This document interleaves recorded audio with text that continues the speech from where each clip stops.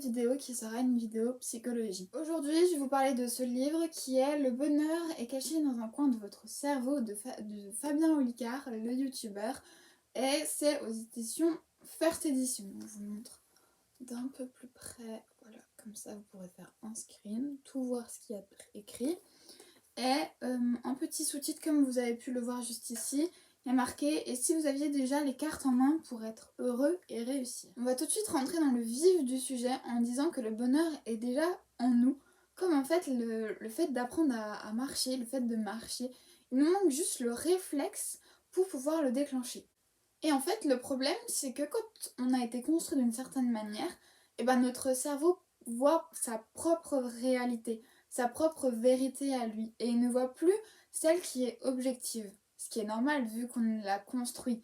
Donc, si on a construit une manière de voir la vie, on peut très bien la déconstruire et reconstruire une autre manière. Et du coup, en parallèle au bonheur, on a la réussite et du coup, on a les échecs. Et en fait, les échecs, ça nous permet de réussir. En fait, les échecs sont des succès. C'est bizarre dit comme ça, mais en fait on est un peu obligé d'y passer pour pouvoir réussir à évoluer et à faire en sorte qu'on est la personne qu'on est aujourd'hui. Rappelez-vous tous les échecs que vous avez fait dans votre vie. En soi ce n'est pas des échecs, c'est juste, c'était pas le bon chemin, c'était pas la bonne manière. Et il fallait juste prendre un autre chemin, une autre façon de conduire votre voiture, votre véhicule qui est vous, et pour arriver au bon chemin.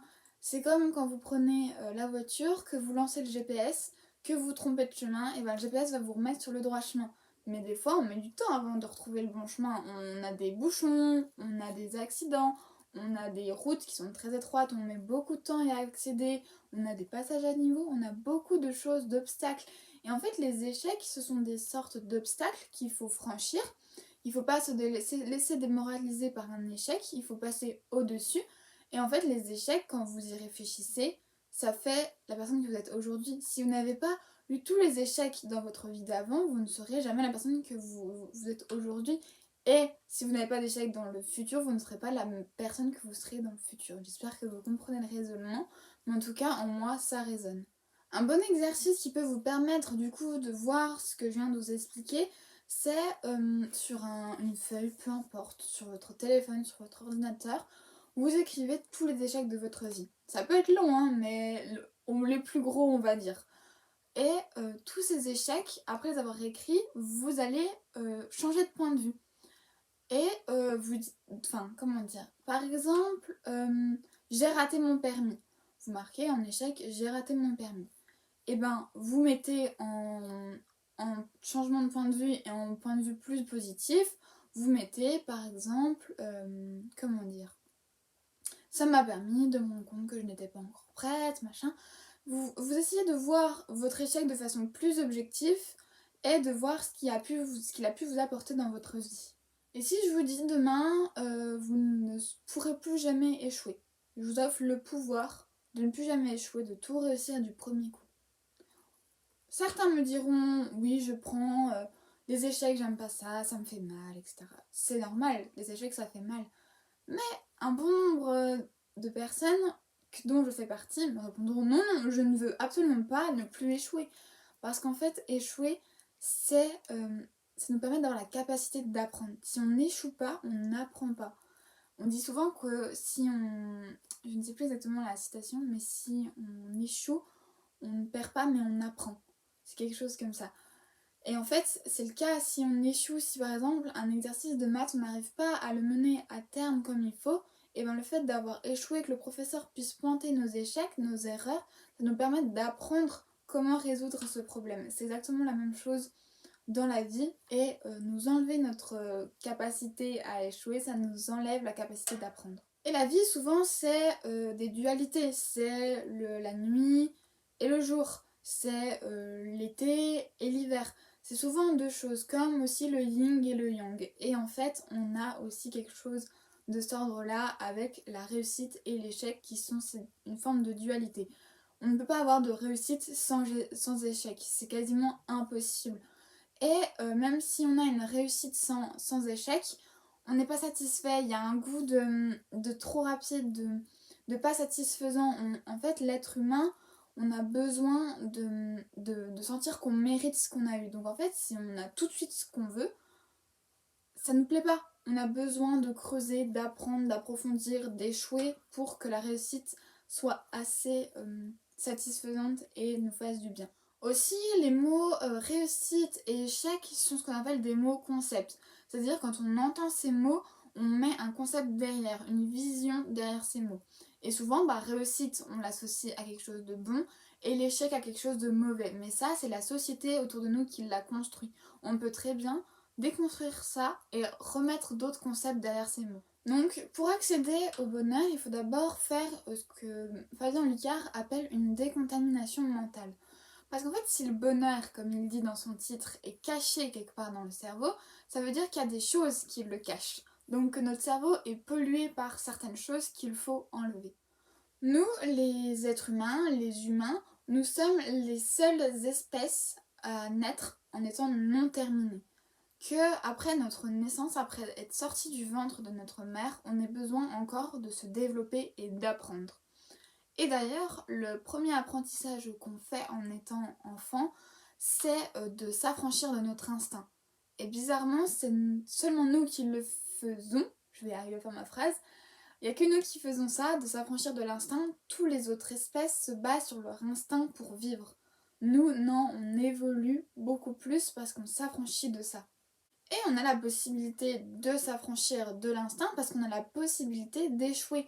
On a la possibilité d'essayer, de se tromper et de recommencer. On est aussi une espèce qui a sans cesse besoin de renouveau. On n'aime pas la routine, on n'aime pas tout ce qui est habituel, qui tourne en rond. On a tout le temps besoin de se renouveler. Et c'est ce qui donne qu'on a autant évolué. On a cherché, avec par exemple l'agriculture, à faciliter notre travail avec des machines, des engins, à faire en sorte que l'écriture soit plus facile, que l'imprimerie soit plus facile, que le transfert de savoir soit plus facile.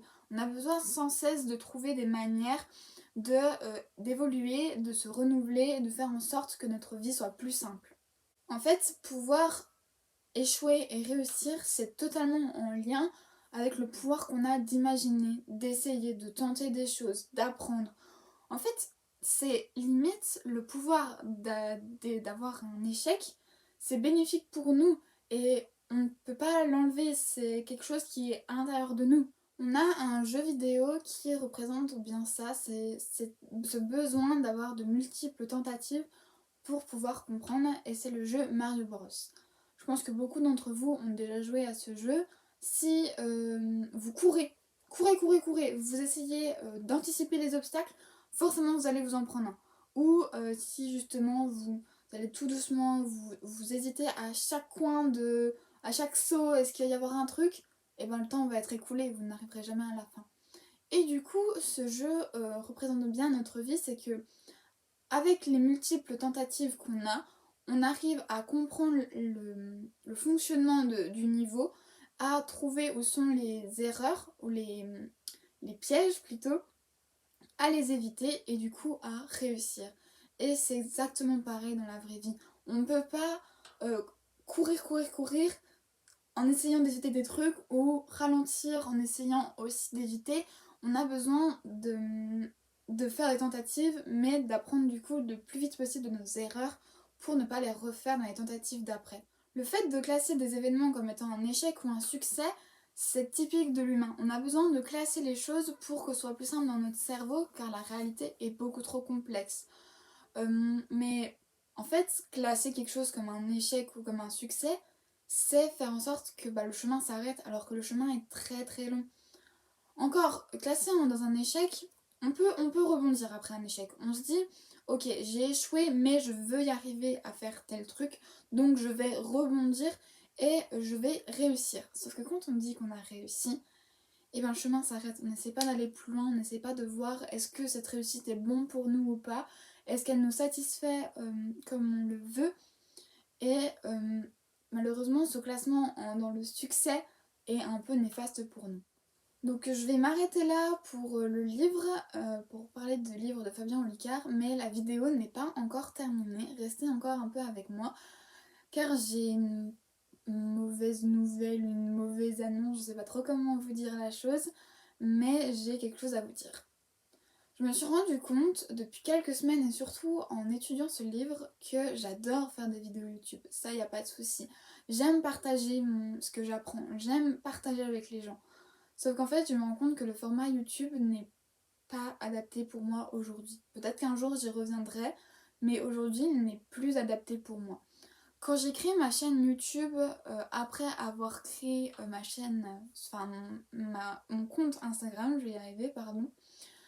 Mon but c'était de partager à un plus grand nombre parce que mon compte Instagram à la base était privé. Et je me suis dit en allant sur YouTube, en mettant mon compte Instagram en public, peut-être que j'arriverai à toucher plus de monde, ce qui est mon but. Pas pour avoir plus de notoriété, mais parce que j'aime partager avec les gens, j'aime apprendre des gens, j'aime apprendre aux gens. J'aime tout simplement les gens en fait. C'était ça mon but en arrivant sur YouTube. Sauf qu'en fait, malheureusement, ça n'a pas fonctionné comme je le voulais. Et en soi, certains peuvent le prendre comme un échec, comme je l'ai dit, mais pour moi, ça m'a permis de comprendre pourquoi ça me satisfaisait plus de faire des vidéos. J'en faisais parce que j'adore étudier mes livres, j'adore tourner, parler, les monter. J'ai appris à aimer à monter des vidéos. Mais en fait, quand je les publiais et que je voyais que j'avais 2-3 vues, maximum 5, j'étais déçue et j'avais pas envie de recommencer la semaine d'après. Surtout quand je voyais qu'il y avait un commentaire, 2 commentaires.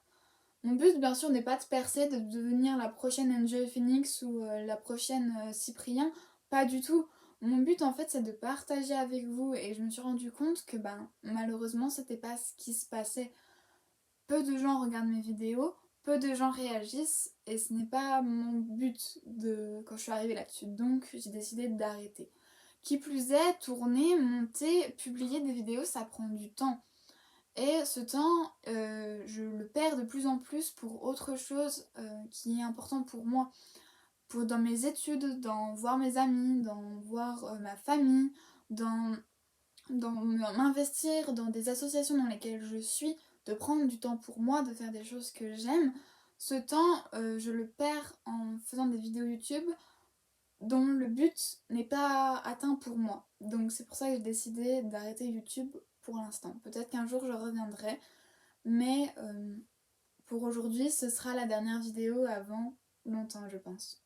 Et je vais aussi vous donner encore quelques raisons pour lesquelles je m'arrête. Seulement une, après je vous dirai qu'est-ce que YouTube m'a apporté, qu'est-ce que faire des vidéos m'a apporté. Et justement, précédemment, je vous disais que ça me prenait beaucoup de temps et que malheureusement, je n'accordais pas assez non plus de temps à YouTube. C'est entre 2 cours, entre mon réveil et aller en cours, je tourne ma vidéo. En rentrant le soir, je la monte. C'était vraiment, là, j'ai l'impression de bâcler mon travail en fait. Et ça, je n'aime pas du tout. Et en fait, YouTube, soit je décidais d'investir beaucoup plus, mais de mettre de côté autre chose. Mais je savais personnellement qu'en investissant plus dans YouTube, ça n'allait pas forcément plus fonctionner.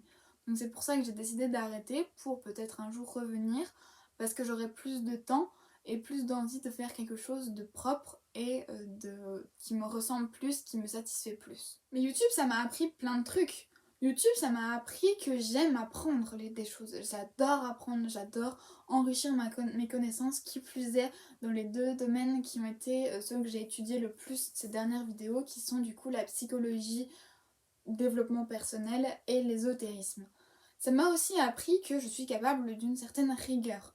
Même si c'est encore difficile parfois, j'en suis capable, c'est quelque chose qui est en moi. J'ai la capacité de m'organiser et la capacité à me donner des coups de pied aux fesses pour faire les choses quand il le faut. Mais ça m'a aussi appris qu'une vie surchargée à 100 à l'heure, à faire tout le temps plein de choses, ce n'est pas pour moi.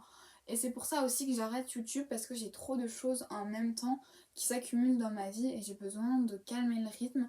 J'ai besoin de faire beaucoup de choses mais que parfois il y ait des temps morts, que je puisse prendre du temps pour moi. Et la dernière chose que YouTube m'a appris, c'est qu'en fait je crois que je préfère partager en face à face. Avoir les réactions des gens en temps réel, avoir leurs questions en temps réel, leurs interrogations, leurs avis, pouvoir partager en face à face, je pense que c'est plus important pour moi. Donc peut-être reviendrai-je sur YouTube avec des lives ou irai-je sur Twitch pour avoir le format live qui ressemble plus à du face à face mais où chacun est chez soi. Je ne sais pas. Pour le moment, je vous dis au revoir. revoir. Je ne vous dis pas à la semaine prochaine, je vous dis à je ne sais pas quand. J'espère que ces vidéos vous auront apporté quelque chose, qu'elles vous auront plu le temps qu'elles auront duré. Et je vous souhaite tout ce que vous voulez, tout ce qui est bon pour vous, je vous le souhaite et je vous dis au revoir. Ciao!